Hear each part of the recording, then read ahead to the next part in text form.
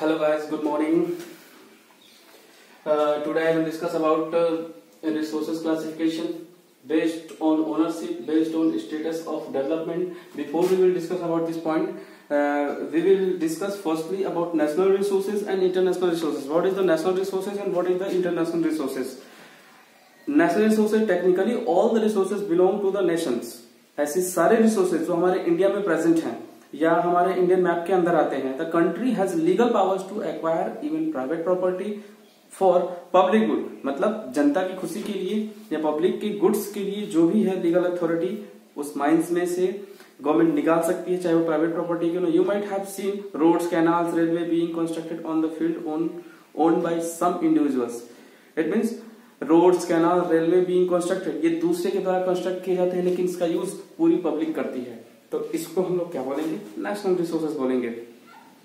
Urban development authorities get empowered by the government of acquire land, all the minerals, water resources, forest, wildlife, land with the political boundaries and oceanic area up to 12 nautical miles, 22.2 km from the coast on as territorial water and the resources then belong to the nation. It means कि Indian Ocean की 22.2 kilometre तक, Indian Ocean का जो coastal line है, coastal line से 22.2 kilometre तक का part Indian या इंडियन डोमिनियन स्टेट का कहलाएगा.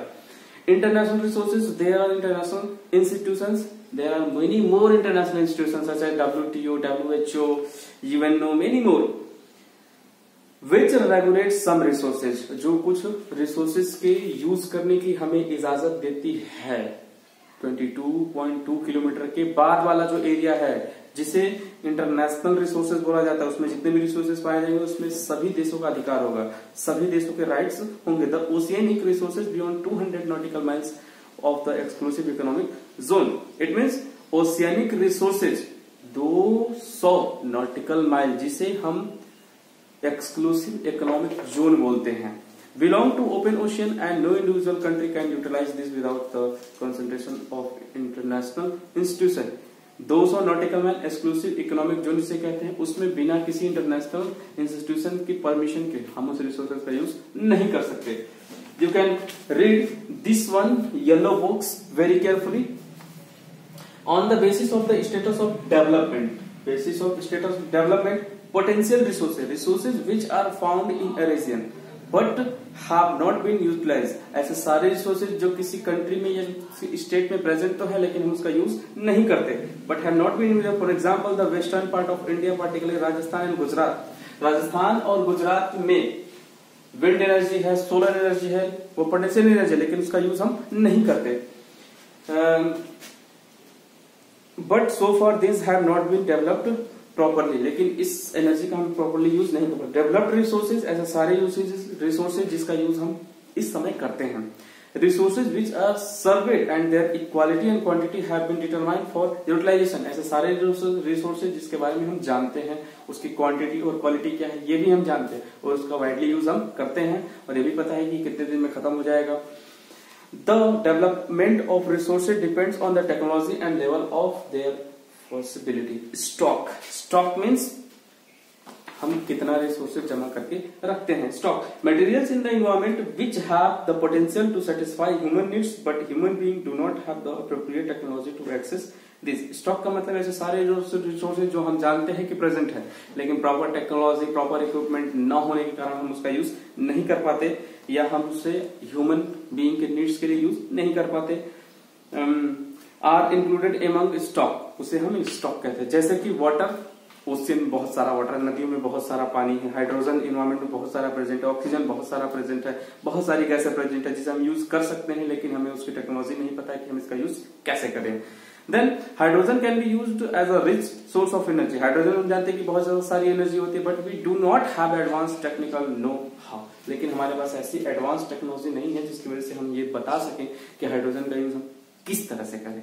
Hence it can be considered as stock. इसीलिए hydrogen, oxygen and many more things, water, इसको हम स्टॉक कहते हैं. Reserves are the subset of the stock which can be put into use with the help of existing technical know how but their use had been started. Reserve का मतलब ऐसे सारे stock जो हमें पता है और उसका यूज हम कुछ दिन बाद करेंगे, उसे हम कहते हैं reserve. These can be used for meeting future requirement. ये हमारे फ्यूचर के रिक्वायरमेंट को पूरे करने के लिए होती है। जैसे river water can be used for generating hydroelectric. River water का यूज हम सिर्फ हाइड्रोइलेक्ट्रिक पावर यानी कि बिजली पैदा करने में हम करते हैं। It is being utilised only to a limited extent. इसे हम सिर्फ एक लिमिटेड बिजली पैदा करने के लिए यूज करते हैं, इरिगेशन के लिए करते हैं, तो ये कोई बहुत बड़ा यूज नहीं है। Does the water in the dams, dams में जो पानी इकट्ठा है, जंगल है हमारे पास, ये हमारे क्या कहलाएंगे? रिजर्व स्टॉक कहलाएंगे, जिसका यूज हम इन फ्यूचर करेंगे।